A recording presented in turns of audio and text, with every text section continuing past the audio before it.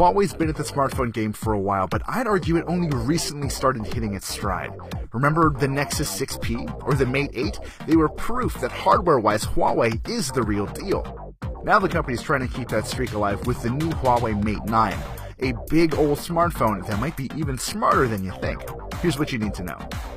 First off, it has a 5.9-inch screen, which would normally feel like overkill if Huawei didn't build the rest of the phone so well.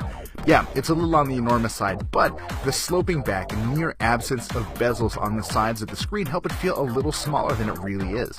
The screen only runs at 1080p, but it's still plenty crisp, and frankly more than enough to make the Mate 9 compatible with Google's Daydream VR platform. Running at 1080p is pretty good for battery life too, but it's not like Huawei went the cheap and easy route there either. The Mate 9 has a whopping 4,000 mAh battery, and the supercharged tech Huawei has been working on should get a bone-dry device to almost 60% charged in about half an hour. Huawei didn't phone it in on the camera either. Well, cameras, I should say. There's a 20-megapixel monochrome sensor for detail that adds nuance to the color data captured by a 12-megapixel main sensor. Now, together they're Leica certified, and together they're also used for a sort of 2x zoom mode, which the company has been really bad at explaining. The Mate 9 is snappy too, even without a Snapdragon chipset. Huawei went with an octa-core Kirin 960 chip plus 4GB of RAM and a beefy graphics processor.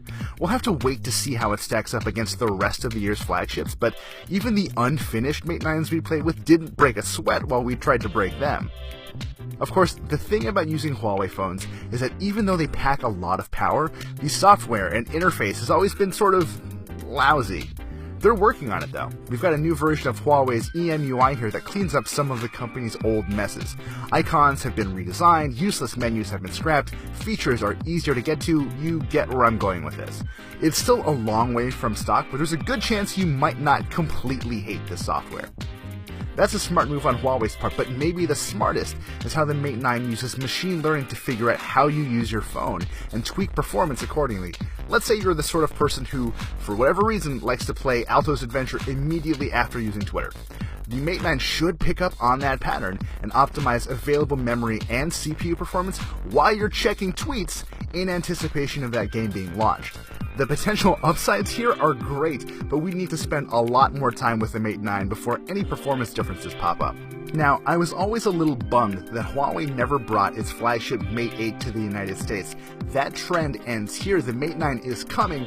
We don't know how much it's going to cost or when it's going to land, but finally, people in the US are going to get a taste of Huawei's A-game.